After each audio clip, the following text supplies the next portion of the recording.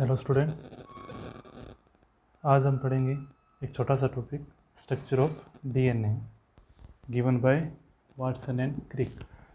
हम डीएनए की structure part first और पार्ट टू उन दोनों में पूरे स्ट्रक्चर समझ चुके हैं, किस प्रकार उनकी बॉन्डिंग होती है, किस प्रकार न्यूक्लियोसाइड बनते हैं, किस प्रकार न्यूक्लियोटाइड बनते हैं, किस प्रकार फॉस्फोडाइएस्टर बॉन्ड बनते हैं और उन बॉन्ड्स के द्वारा किस प्रकार डीएनए एक कंप्लीट स्ट्रक्चर के रूप में बनता है।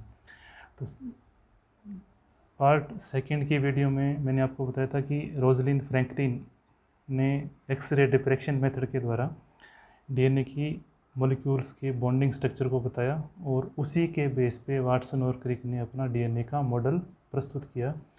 तो आज हम समझेंगे कि वाटसन एंड क्रिक ने उस मॉडल में क्या बताया।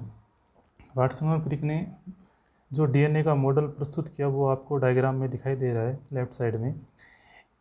जो डीएनए की स्ट्रक्चर है वो आपको इसमें दिखाई दे रही है। दो स्ट्रैंड डीएनए के पाए जाते हैं जो फॉस्फोडाइएस्टर बॉन्ड के द्वारा आपस में जुड़े रहते हैं, जिसमें शुगर और फॉस्फेट आपस में ज्वाइंट रहते हैं। ये जो स्ट्रक्चर आपको दिखाई दे रही है, ये जो स्ट्रक्चर ये फॉस्फोडाइएस्टर बॉन्ड है। और मैंने आपको बताया था कि ये एक दूसरे के एंटी पैरेलल होते हैं। एक यदि 5-3 एंड होगा तो दूसरा 3-5 एंड होगा। वो डिपेंड करता है कि उसमें शुगर मॉलिक्यूल किसके फॉस्फेट के कौन से कार्बन से जुड़ा हुआ है। उसके साथ साथ इसके अंदर वीक हाइड्रोजन बॉन्ड पाए जाते हैं जो नाइट्रोजन बेस के बीच होते हैं, जिसको हम प्यूरीन बेस को पिरिमिडीन बेस के साथ जोड़ा जाता है। मतलब कि कभी पर भी प्यूरीन बेस के साथ कभी नहीं जुड़ेगी। इसका मतलब प्यूरीन बेस जो होगी वो पिरिमिडीन के साथ जुड़ेगी। तो एक प्यूरीन बेस दूसरी प्यूरीन बेस के साथ, पिरिमिडीन बेस के साथ, और एक पिरिमिडीन दूसरी प्यूरीन बेस के साथ आपस में जुड़ेगी, जिसमें एडेनिन प्यूरीन बेस जो है वो थाइमीन पिरिमिडीन बेस के साथ जुड़ेगी, जो दो हाइड्रोजन बॉन्ड बनाएगी, जो मैंने यहाँ पर मेंशन कर रखा है। इस तरह से साइटोसिन जो है वो ग्वानिन के साथ नाइट्रोजन बेस बनाएगी। एक टिपिकल डीएनए की जो स्ट्रक्चर होती है उसकी चौड़ाई जो होती है 20 एंगस्ट्रॉम होती है। 20 एंगस्ट्रॉम, या हम इसको बोलते हैं 2 nm। एक टिपिकल डीएनए स्ट्रक्चर की कुल मोटाई जो होती है वो 20 एंगस्ट्रॉम बोल सकते हैं, या इसको हम 2 nm 2 नैनोमीटर भी कह सकते हैं। इसमें अनेक न्यूक्लियोटाइडों की चेन होती है जो आपस में एक दूसरे के साथ जुड़ी होती है, लेकिन इसकी लंबाई जो है वो चौड़ाई जो है उसकी 20 एंगस्ट्रॉम या 2 nm होती है। अब डीएनए के पूरे न्यूक्लियोटाइड की लंबाई को हम नहीं नाप सकते। इसके लिए वाटसन और क्रिक ने क्या किया, वाटसन और क्रिक ने डीएनए की लंबाई को पूरा ना नाप कर एक हेलिक्स की लंबाई को नापा। तो यहाँ आपको दिखाई दे रहा है कि एक हेलिक्स की जो लंबाई है वो आपको दिखाई दे रही है यहाँ पर 34 एंगस्ट्रॉम, या हम इसको कह सकते हैं 3.4 नैनोमीटर। 34 एंगस्ट्रॉम या 3.4 नैनोमीटर के रूप में होती है, जिसके अंदर टोटल 10 बेस पेयर, मतलब कि 10 बेस पेयरिंग होगी। 10 टाइप के नाइट्रोजन बेस आपस में एक दूसरे से जुड़ेंगे। तो यहाँ पर अपने गिन सकते हैं कि किस प्रकार ये नाइट्रोजन बेस 1 2 3 4 5 6 7 8 और 2 यहाँ पर आगे 9 और 10।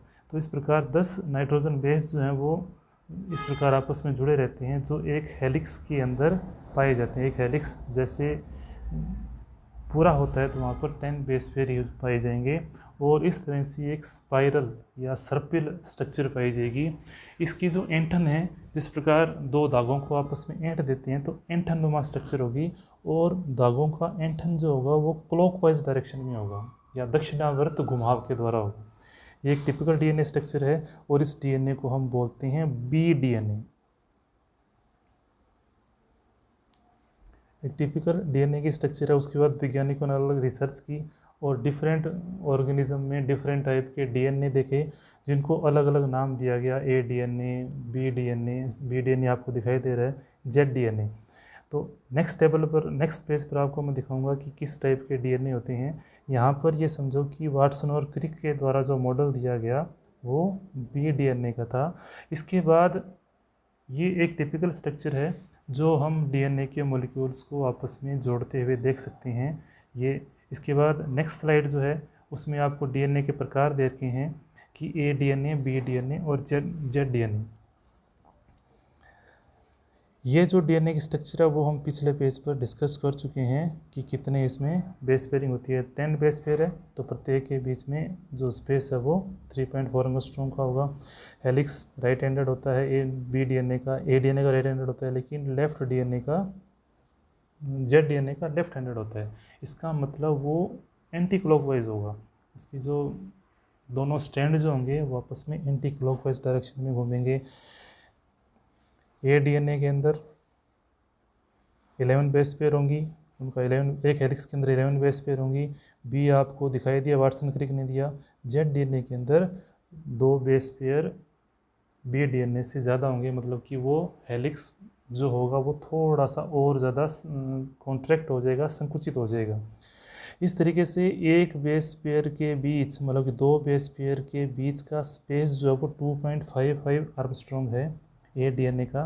बी डीएनए में 3.4 आर्मस्ट्रॉन्ग है, जबकि जेड डीएनए के अंदर वो बेस पेयर के बीच का स्पेस जो है वो 3.7 आर्मस्ट्रॉन्ग।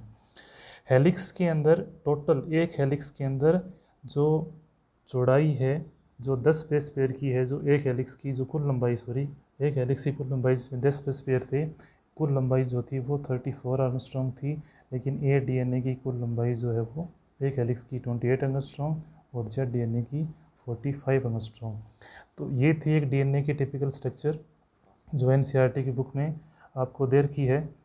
नेक्स्ट वीडियो में हम देखेंगे, नेक्स्ट वीडियो में हम डीएनए क्रोमोसोम की स्ट्रक्चर, क्रोमोमियर्स, क्रोमोनिमेटा, ये स्ट्रक्चर किस प्रकार से होती है, डीएनए पैक्ट किस प्रकार से होता है, जो एनसीईआरटी की 12th का मॉलिक्यूलर बेसिस ऑफ इंडाइटाइंस का इम्पोर्टेंट टॉपिक है। तो ये डीएनए का टॉपिक हमारा पूरा होगा। उसके बाद हम डीएनए की पैकेजिंग देखेंगे जो नेक्स्ट वीडियो में आएगा। अगर वीडियो पसंद आई है तो लाइक करो और शेयर करो। Thank you.